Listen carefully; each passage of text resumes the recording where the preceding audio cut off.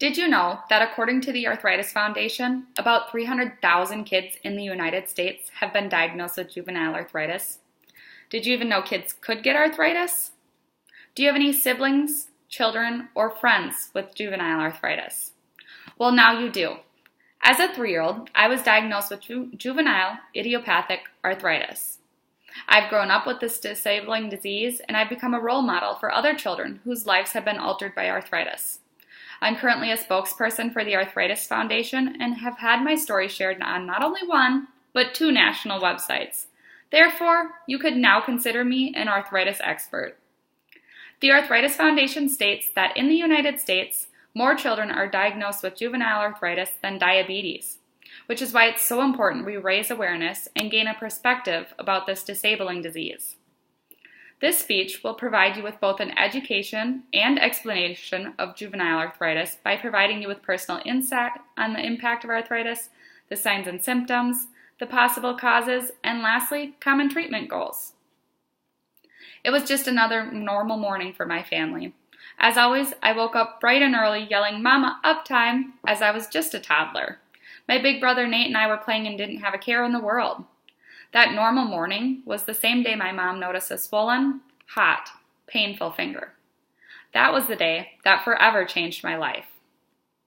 While at first the pediatrician insisted I was fine and must have just bumped my finger, my mother's instinct was right as she knew there was something more to this.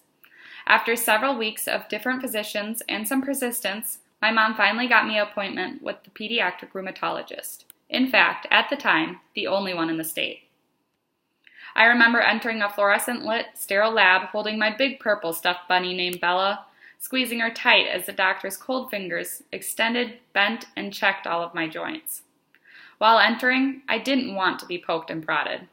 But if we wanted an answer, I had no other choice, just like many other children with this disease. After my visit with the rheumatologist, I was officially diagnosed with juvenile idiopathic arthritis. Growing up having peers, teachers, and coaches question how you look perfectly normal but yet can't participate in gym class or hockey practice is quite the challenge for any young girl or boy to face. It's even more difficult trying to tell them that it's because your joints are stiff and they hurt from your arthritis, only to get a response of, "Isn't arthritis only for old people?" This is why increased education and awareness regarding the disease in itself and an impact on a child is so vital. Now that you all have some personal insight on what it's like to be an adolescent who has been diagnosed and grown up with arthritis, let's work on obtaining a basic understanding of the disease itself. Juvenile arthritis is not a disease in itself. According to Mayo Clinic, juvenile arthritis is an umbrella term used to describe the many autoimmune and inflammatory conditions that can develop in children under the age of 16. It's an autoimmune disease. Now you might be asking, what's an autoimmune disease? For example, think of when you get the flu. A healthy person's body would fight off the flu bug, where someone with arthritis or an autoimmune disease's body would confuse its own cells with the flu cells. Then your body ends up attacking its own cells, which then results in a flare-up. And a flare-up is when your symptoms for a period of time are worse and more intense for you. Now that we've gained a basic understanding of juvenile arthritis, let's move on to the signs and symptoms of juvenile arthritis. WebMD includes signs and symptoms including pain, joint stiffness that's worse in the morning, swelling and tenderness in the joints, limping, fevers, rashes, weight loss, and even eye problems. You might be wondering, what's the reason behind some of these symptoms, and how do you know if it's normal or not? Let's start with pain and stiffness. Children may complain of pain in their joints and muscles at times, especially after a long, busy day. Yet a child with juvenile arthritis will wake up complaining of pain and stiffness that may or may not improve as they begin their day. Next is swelling.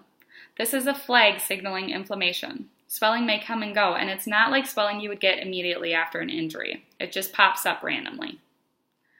Redness or rashes on the skin are next in line for possible symptoms. Unlike rashes from dry skin, an allergic reaction, or poison ivy, rashes from juvenile arthritis might be faint, pink rashes that are not oozing or itchy. They might go over the knuckles, across the cheeks and the bridge of the nose, the trunk, the arms, or the legs. While it's normal for children to be picky about eating, signs of juvenile arthritis may be weight loss due to a lack of appetite or fatigue. And lastly, persistent redness, pain, or blurred vision of the eye could be a sign of eye-related complications. This is known as iritis, or inflammation of the eye, as written on arthritis.org. Note that this is different than infections commonly passed around school-aged children, such as pink eye. As you can see above, many symptoms of juvenile arthritis could easily be mistaken for other issues that aren't serious or long-lasting. This is why it's important for parents to consult their physician if they feel that their children is experiencing these. Now that we're capable of identifying the signs and symptoms of juvenile arthritis, let's dig into the probable cause. When it comes to the cause of juvenile arthritis, rheumatologists and researchers still have more questions than answers. Currently, more than a dozen genes out of about 20 to 40,000 in the human genome have been identified as strongly associated with juvenile arthritis, according to the Arthritis Foundation. The best way to understand this process is to imagine a flower. The stem is the genes that boost a child's vulnerability to developing one or more autoimmune diseases. The petals on the flower then represent the autoimmune diseases themselves, like type 1 diabetes, lupus, or arthritis. Lastly, environmental factors like wind, a storm, too little or too much sun may cause the petals to fall off, which then triggers the onset of the autoimmune disease. With arthritis, for example, these environmental factors could be toxins, foods, allergies, or even a stress as assumed on arthritis.org. Now that we understand the potential causes of arthritis, let's advance into treatment goals. There's a wide variety of treatment methods. Dr. Giannini, a rheumatologist on the Arthritis Foundation Kids Get Arthritis 2 website, states that the idea is to shut off the disease as quick as possible with as aggressive of therapy as you need to. Approaches might differ from physician to physician, but the goal with arthritis is always the same: remission, which, according to arthritis.org, is the permanent or temporary disappearance of signs and symptoms of a disease.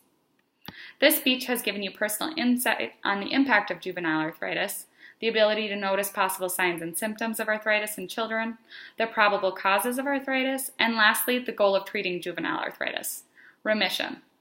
The Arthritis Foundation reports that every 1 in 250 children in the United States are diagnosed with juvenile arthritis. This is why it's so vital to understand this disease, as you might know a child who may soon be diagnosed or who has already been diagnosed and needs your support. Stiff, sore joints in the morning, not wanting to participate in normal activities, pain and tenderness in the joints, irritable and fatigued, or maybe just a swollen, hot, painful finger that the pediatrician insists is fine. Do any of these signs make you think of a child that you know? Remember, kids get arthritis too.